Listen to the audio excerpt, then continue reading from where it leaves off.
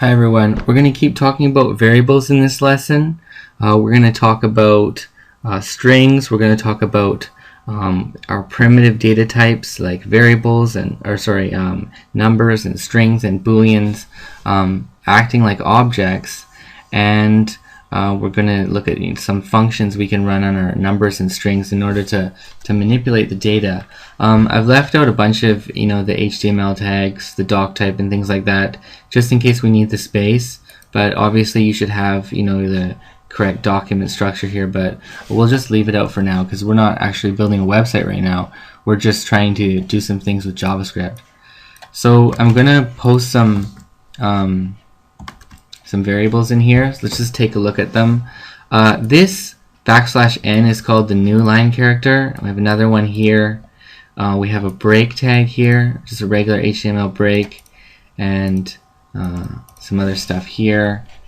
Okay, let's look at it one by one. Okay, so here I'm writing out the first variable and then just a break tag, just so things are going to be clear here, so it's not all ending up on one line. Each variable is going to the next line, so that's why I have a break tag here. We haven't looked at concatenation yet, so this is a good chance to talk about that. This is called the concatenation operator. So what it does is I have two different types of data here. I have a variable here and I have some regular string text here.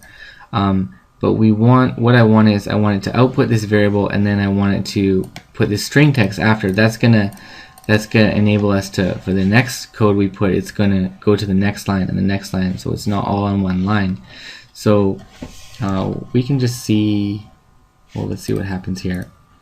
Okay, so if I left this out with no concatenation operator here, let's see what happens. Okay, we get an error, and let's see what it says actually. Unexpected token. Anyways, it knows this is a variable, but it doesn't know what this is. Okay, but if we tell it that it's a string, so this just means to connect something. We're connecting two different pieces of data. Okay, now it knows this is a variable and this is some string text that we want to output after our variable. And we paste it here and that's fine. So back to the new line character. So what we wanted this to do for us, what this is designed to do, is to output this, and then once it gets to the new line character, it's going to kick this part down to the next line. Okay, but we saw that this didn't work. So JavaScript can run in different environments. It can be used in the browser. It can also be used in other places, not in the browser. But what we can see is this didn't work in the browser. So our goal of knocking this down to the next line didn't work this way. Okay, and it actually just hid this new line character. It didn't even come out as a string. So that didn't do what we wanted it to. Let's output our next variable.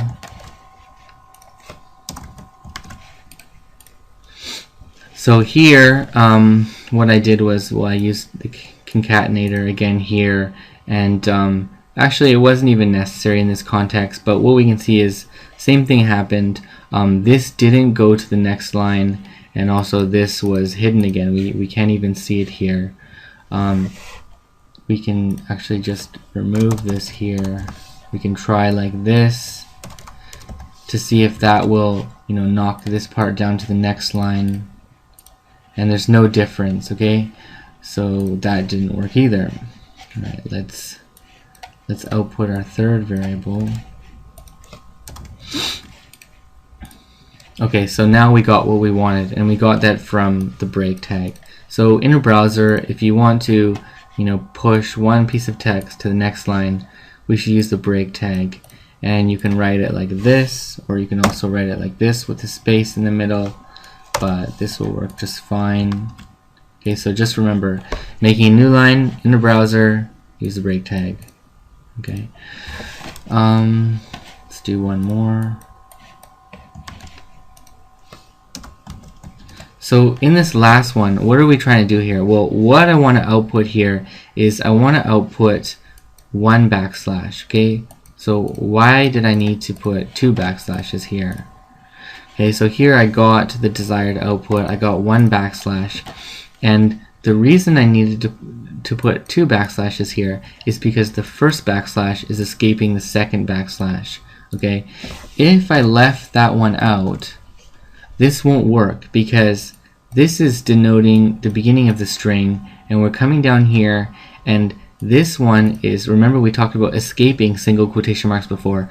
Now this is escaping this one. This is being taken literally, and this string is looking for the end of the string, so it should have, you know, a single quotation to end it. But this isn't ending it now because it's being taken literally, because this backslash is escaping it.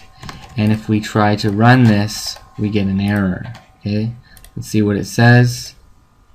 It says unexpected token illegal. Okay, I think they should make those a little bit easier to understand, but anyways, so what we need to do is we need to escape the backslash. So now this backslash is being taken literally, which is what we want, and this is the end of the string, and this semicolon, you know, it ends the string. Let's try to run that, and that runs just fine, and I get my own backslash. So sometimes you will need to use a backslash in order to escape another backslash. Okay. Let's delete all of this. The next thing I want to talk about is we talked before about how numbers and strings and booleans were primitive data types in JavaScript, but these primitive data types, they can also act like objects, and we'll talk more about objects later, but objects have methods, which are some functions we can run on the data in order to manipulate the data in different ways. We can do things to the string, we can do things to the numbers. So let's look at some examples of that.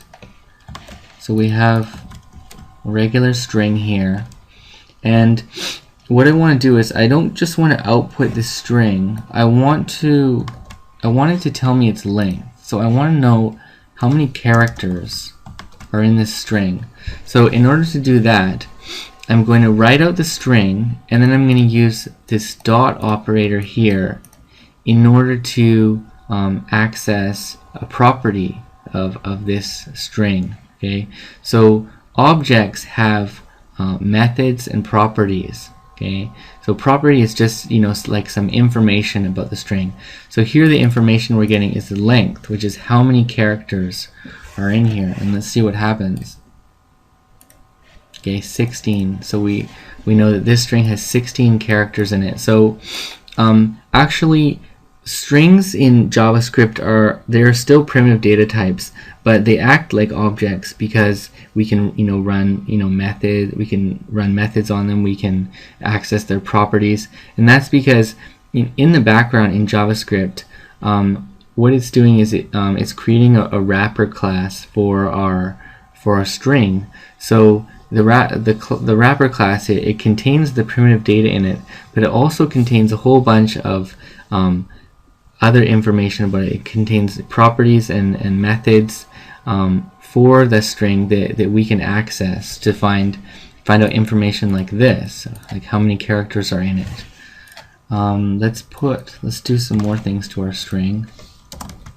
So in this next variable, I called it first char, and we have our variable here, and here we have a method. We have a function that we're running on this string, and we want to know what is the character at 0.